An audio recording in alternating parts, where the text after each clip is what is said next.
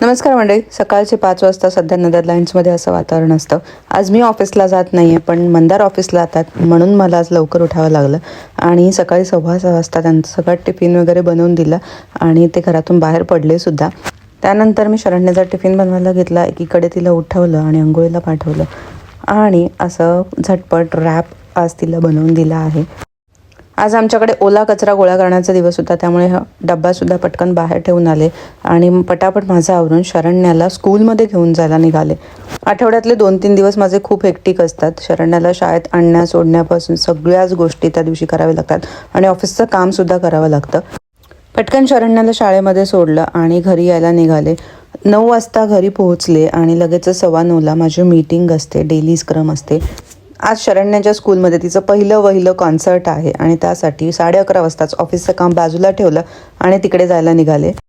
1:45पर्यंत concert attend केलं. पुन्हा 2 वाजता आम्ही घरी जायला निघालो. आज ऑफिसच्या कामाचे पूर्णपणे 12 वाजलेले आहेत. घरी जाऊन पुन्हा अर्धा तासातच शरण्याला आणायला निघाले. ग्रे कलरची मांजर बघा कशी दिसते. कॉन्सर्टमध्ये तिने चांगलं परफॉर्म केलं म्हणून येताना तिला एक कपकेक घेऊन दिला. घरी येईपर्यंत 3:30 वाजलेले होते. पुन्हा कचऱ्याचा डबा घरामध्ये घेऊन आलो आणि त्यानंतर म्हटलं थोड्या वेळ झाडांना पाणी घालावं. 3:30 वाजता शाळेतून आलो. 4:15 वाजता पुन्हा शरण्याला घेऊन मला जिमनास्टला जायचं होतं, पण आज तिला जायचाच कंटाळा आला होता म्हणून मी सुद्धा तिला असं फोर्स नाही केला. आज दिवसभरात मी इतक्या फेऱ्या मारल्या होत्या की 8 तासांच्या ऑफिसमधलं फक्त 2 तासच काम केलेलं होतं. म्हणून ऑफिसमध्ये सुद्धा वर्कलोड जास्त आहे, त्यामुळे कामाला सुट्टी मारून काहीच उपयोग नव्हता. म्हणून संध्याकाळी 6:15 वाजेपर्यंत मी काम केलं.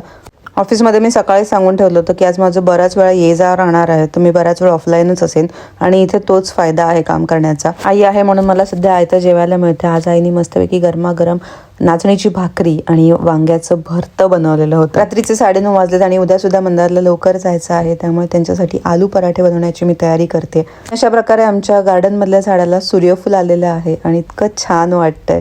Thanks for watching. Bye bye.